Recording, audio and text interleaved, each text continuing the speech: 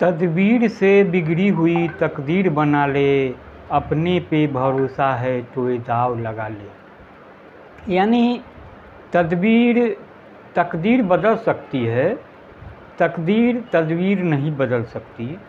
तदबीर मतलब युक्ति, उपाय, और तकदीर माने किस्मत। दोनों के मध्य एक बेहद महीन रिश्ता है। कभी किस्मत भारी पड़ जाती है तो कभी तदबीर अपना काम कर जाती है। कई बार व्यक्ति का उन परिस्थितियों पर बस नहीं होता। अनगिनत उदाहरण है जब व्यक्ति किस्मत के हाथों मात खा गया। आपदा के पीड़ितों से पूछे कि किस्मत की भी मार कैसी होती है, कैसे लोगों का सब कुछ मिनटों में ही नष्ट हो जाता है। मगर इतिहास उनको याद करता है जो किस्मत की बाजी पलट देते हैं। अपनी हिम्मत, अपने कर्म से किस्मत का लिखा मिटा देते हैं। राजा हरिश्चंद्र की कहानी हम सबको याद है, कैसे उन्होंने अपनी ईमानदारी और सत्य कर्म से किस्मत को भी मात दे दी थी। बहरहाल, न्यूज़लेटर विथ राकेश रंजन में आपका स्वागत है। मैं आज बात करूंगा राजनीति की। राजनीति में ईमानदारी और सत्य कर्म सिर्फ कहने की बात होती है, इसलिए किस्मत को मात देने के उदाहरण की पूछिए मत। हाँ, ऐसे उदाहरण भरे पड़े हैं जब राजनीति के दिग्गजों पर किस्मत की ऐसी मार पड़ी कि पल भर में अर्श से फर्श पर पहुंच गए। झारखंड की राजनीति में ऐसे उदाहरण भरे पड़े हैं। ताज़ा उदाहरण कोई 4 वर्ष कबल रघुवर दास का है, तो कोई 14 वर्ष कबल शिबू सोरेन का भी। साथ में बाबूलाल मरांडी, अर्जुन मुंडा, मधु कोरा, हेमंत सोरेन, सुदेश महतो का भी नाम है। सबसे पहले बात करते हैं अलग झारखंड के लिए लंबी लड़ाई लड़ने वाले शिबू सोरेन की। तत्कालीन मुख्यमंत्री एवं झामुमो के मुखिया शिबू सोरेन 2009 में उपचुनाव में तमार विधानसभा क्षेत्र से हार गए थे। उन्हें झारखंड पार्टी के उम्मीदवार गोपाल कृष्ण पातर उर्फ राजा पीटर ने 9000 से ज़्यादा मतों से हराया था। तमार सीट जनता दल यू के विधायक रमेश सिंह मुंडा की हत्या के बाद खाली हुई थी। उपचुनाव में शिबू सोरेन को जीतना जरूरी था, क्योंकि मुख्यमंत्री बनने के बाद 6 महीनों के भीतर उन्हें विधानसभा का सदस्य बनना अपरिहार्य था। वर्ष 2008 के 27 अगस्त को काफ़ी उलटफेर के बाद उन्होंने मुख्यमंत्री पद की शपथ ली थी। झारखंड मुक्ति मोर्चा ने 23 महीने पुरानी कोरा सरकार से समर्थन वापस लेते हुए खुद सरकार दबाव बनाने का दावा पेश किया था। काफ़ी उठापटक के बाद शिबू सोरेन को मुख्यमंत्री बनाने की सहमति बनी और निर्दलीय विधायकों ने आखिरकार उन्हें समर्थन दिया। आपको बता दें कि झारखंड के गठन के बाद से ही राजनीतिक अस्थिरता रही है। वर्ष 2000 से 2005 तक, मतलब गठन से के शुरुआती 5 वर्षों में बाबूलाल भारतीय जनता पार्टी की सरकार रही, लेकिन इस बीच मुख्यमंत्री 2 रहे, एक बाबूलाल मरांडी और दूसरा अर्जुन मुंडा। लेकिन वर्ष 2005 के चुनाव के बाद स्थिति और बिगड़ी और किसी भी पार्टी को बहुमत नहीं मिला।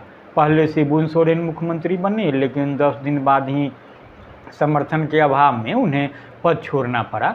निर्दलियों के समर्थन से भाजपा के अर्जुन मुंडा ने सरकार बनाई तो करीब 1.5 साल बाद ही निर्दलीय मधु कोरा के नेतृत्व में बगावत हो गई।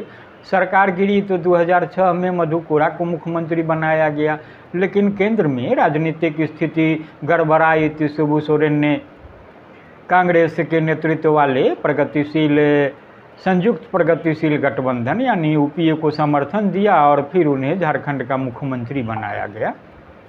तमार में हार के बाद शिबू सोरेन को मुख्यमंत्री की कुर्सी छोड़नी पड़ी। उसके बाद 19 जनवरी 2009 से 29 दिसंबर 2009 तक सूबे में राष्ट्रपति शासन रहा।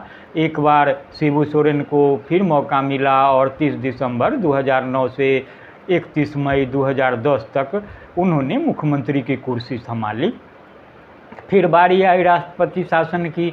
1 जून 2010 से 10 सितंबर 2010 तक राष्ट्रपति शासन रहा। उसके बाद 11 सितंबर 2010 से 18 जनवरी 2013 तक अर्जुन मुंडा मुख्यमंत्री रहे।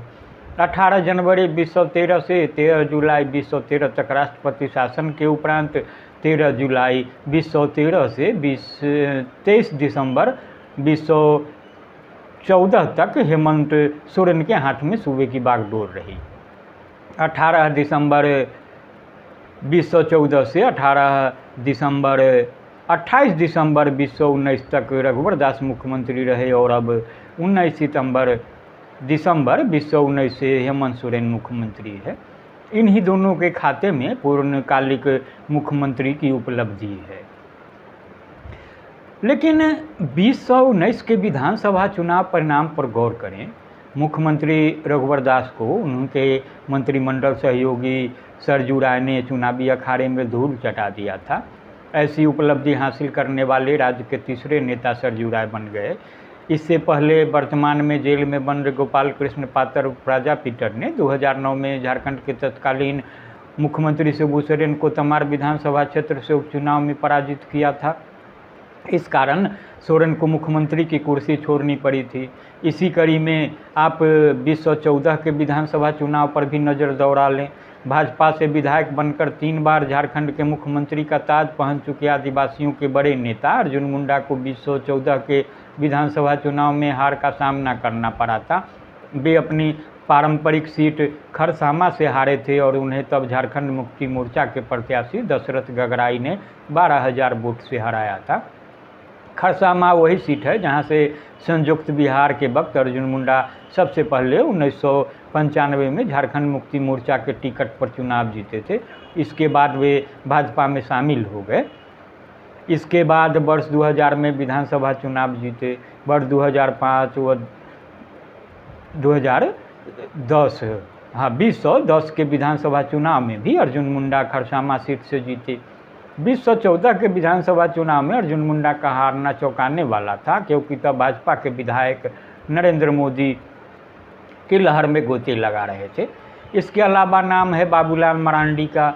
झारखंड के पहले मुख्यमंत्री बाबूलाल मरांडी को भी वर्ष 2014 के विधानसभा चुनाव में हार का सामना करना पड़ा था।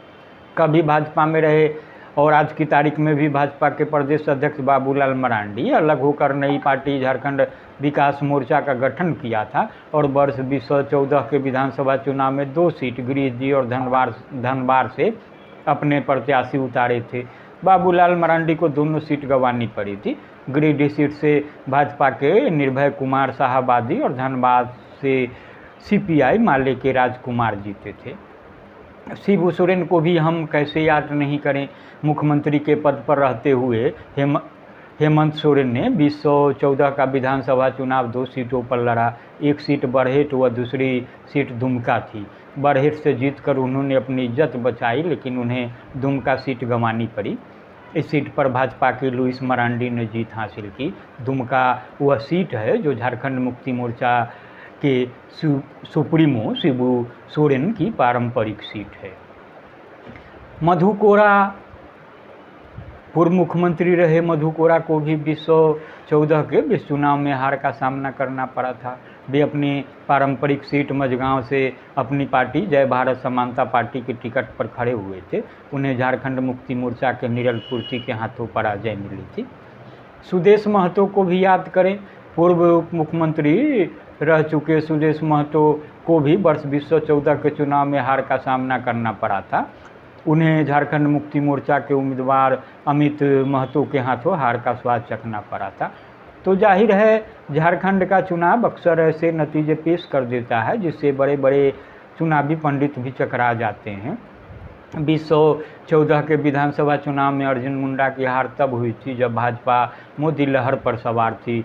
अब एक बार फिर लोकसभा और विधानसभा चुनाव सिर पर है। पिछले लोकसभा चुनाव में भाजपा ने अर्जुन मुंडा को करिया मुंडा का टिकट काटकर खूंटी से उम्मीदवार बनाया था। वे जीते तो जरूर, पर गिरते पड़ते। कांग्रेस का तो आरोप है कि अर्जुन मुंडा की मात्र 1400 मतों से जीत बेईमानी की जीत है। तो क्या आने वाले चुनाव भी ऐसे नतीजे देंगे जिससे चुनावी पंडितों को चक्कर आने लगेगा? हालांकि इसके लिए अभी इंतजार अपेक्षित है। तो आज बस इतना ही। नमस्कार। मेरा आग्रह होगा कि आप इस चैनल को सब्सक्राइब ज़रूर करें और शेयर भी करेंगे, साथ ही कमेंट देना भी नहीं भूलेंगे।